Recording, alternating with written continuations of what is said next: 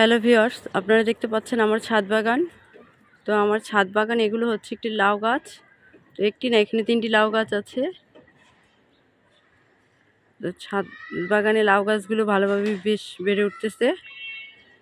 তো চড়ুই পাখির জন্য খুব কষ্ট করে গাছগুলো উঠানো লাগছে ঢেকে ঢেকে দিয়ে, কারণ চড়ুই পাখি পাতাগুলো নষ্ট করে ফেলে এবং সাইডগুলো খেয়ে ফেলে। তো এখন এটাকে আমি একটু কিছু লাউ শাক এখান থেকে কেটে নিব, আর এটাকে 2G কাটিংও দিয়ে দিব, কারণ এর আগে আমি একবার কেটে দিয়েছিলাম। তো মাথার পাতাগুলো কেটে দিলে এগুলো আরও দ্বিগুণ 2-3টা করে ডাল ছাড়ে এবং ছাদ বাগানে খুব সুন্দরভাবে উঠেছে গাছগুলো, পাতাগুলো খুব সুন্দর।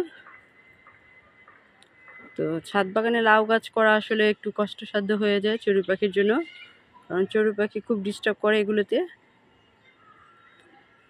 তো এখান থেকে আমি কিছু শাক আজকে কেটে নিই, এগুলো আপনাদের দেখাচ্ছি।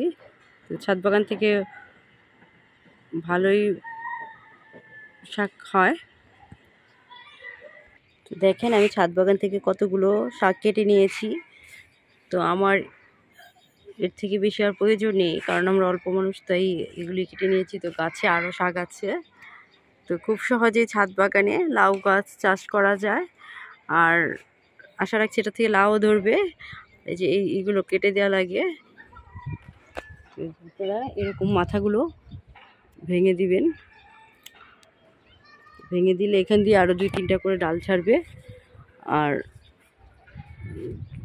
হয়তো খুব শীঘ্রই জায়গায় জায়গাতে ফুল আসা শুরু করেছে। কিছুদিনের মধ্যেই এগুলোতে লাউ চলে আসবে। আমার ভিডিও যদি ভালো লেগে থাকে আপনাদের কাছে, তো আমার চ্যানেলটা সাবস্ক্রাইব করে দিবেন। আজ এ পর্যন্তই, সবাই ভালো থাকবেন, সুস্থ থাকবেন। আল্লাহ হাফেজ।